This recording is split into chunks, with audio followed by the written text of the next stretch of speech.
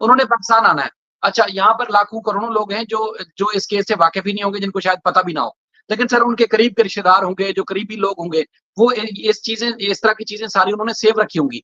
बच्चियां नन्ही कलियां है, मासूम है, कल उन्होंने बड़ा होना है, उनकी शादियां होनी है, रिश्ते होने उनके।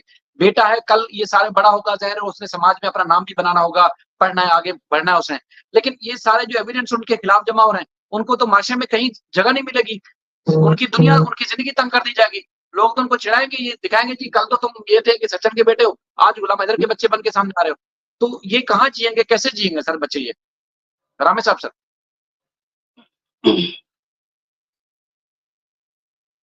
रामे साहब बिजी हो गए। आप मैडम, आप अपनी राय दीजिएगा, ये बच्चे अब क्या बिल्कुल बोलेंगे? सर, जैसे जैसे सोशल दृष्टि से मैं देखती हूँ कि जिस तरह से हमारे पास भी बहुत सारे ऐसे आते हैं कि सेपरेशन, लड़का लड़की चाहते हैं कि हमें सेपरेट होना है, तो हम बहुत कोशिश करते हैं कि इनको उलझा के रखें, इनको समझाएं हम।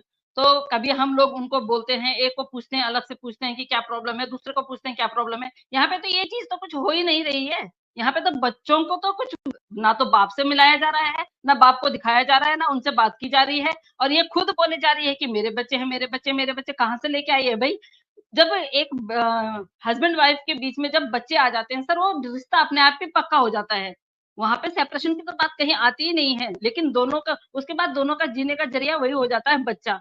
तो काफी टाइम पे हम लोग भी यही कहते हैं कि भाई जब तुम्हारे बच्चे हो जाएंगे ना, तुम लोगों को तब ये चीज पता चलेगी। लेकिन इसके एक बच्चा हुआ, दो बच्चा हुआ, तीन बच्चे हुए, चार बच्चे हुए, उसके बावजूद भी इसको मतलब वहां से निकलना था। और सचिन किस किस हिसाब से आप बोलती हैं कि सचिन इसके फादर हैं?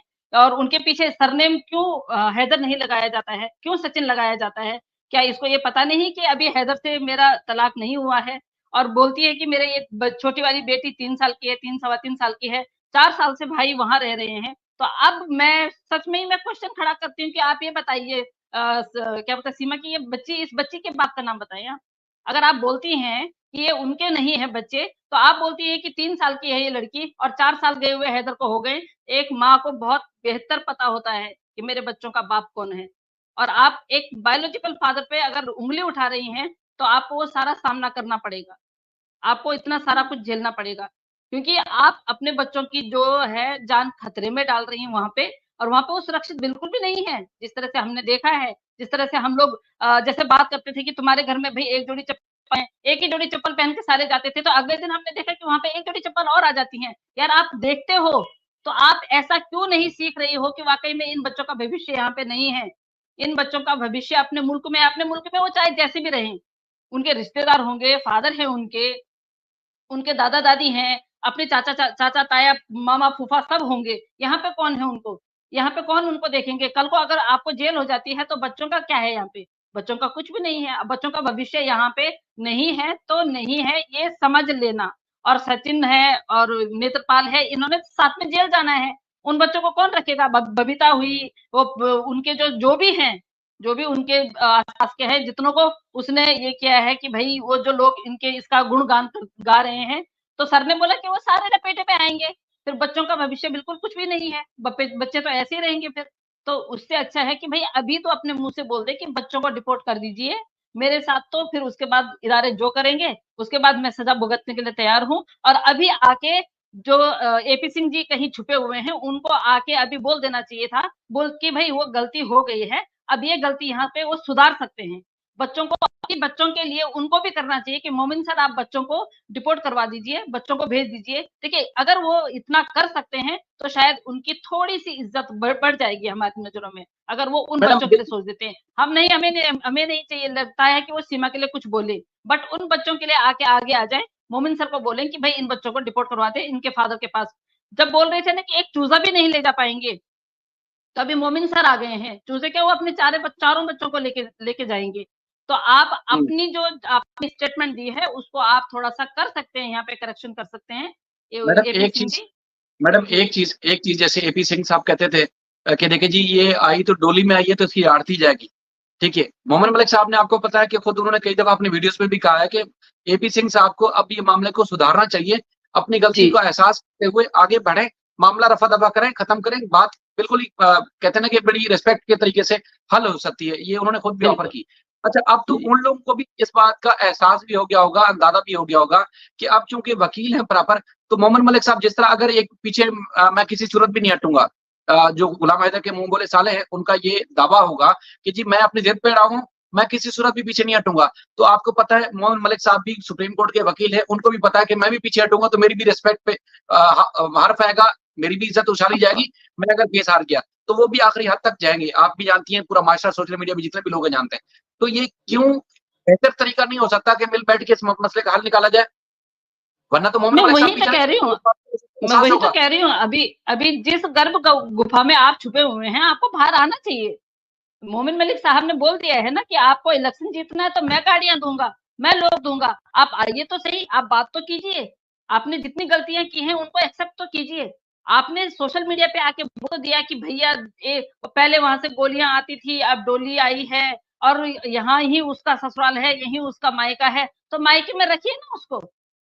क्यों दूसरों के घर में रखी हुई है? क्योंकि वो शादी वो गैर कानूनी शादी है, शादी तो हुई नहीं है। पर आप अगर शादी करवाना चाहते हैं तो उसको तरीके से लाइए ना, वहां से हैदर भाई के पास छोड़िए, वहां से तलाक करवा के लाइए, बच्चे उनको सौंप के आइए और इसको बोलिए कि ये लीगली आए। उसके बाद आप जिसको मर्जी जिससे मर्जी शादी करवाइए।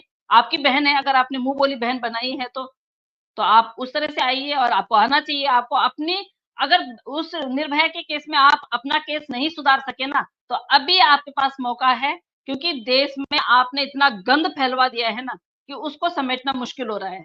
तो आप हुँ। ही हैं जो आके थोड़ा-सा सुधार सकते हैं। तो आपको आना चाहिए, बिल्कुल आना चाहिए। एपी सिंह जी को आना देखिए, चाहिए। गुलाम हैदर ने अपनी मैं कहता हूँ हज़ारों दफ़ा वीडियोज़ में ये ज़िक्र किया है कि सीमा को अगर मेरे साथ नहीं रहना, आए, मुझसे तलाक ले, जहाँ जाना चाहे चली जाए। मैं उसको नहीं बिल्कुल, रोकूँगा। ठीक है, उसने तो खुला ऑफ़र की है, उसकी वीडियोज़ रिकॉर्ड पे पड़ी हुई हैं। जाके देख सकते हैं मीडिया पे भी, सोशल मीडिया अपने बल्कि उसके यूट्यूब चैनल पे भी पड़ी हुई हैं। तो उसने तो जी, आज़ादी दी है, आए तलाक ले चली जाए।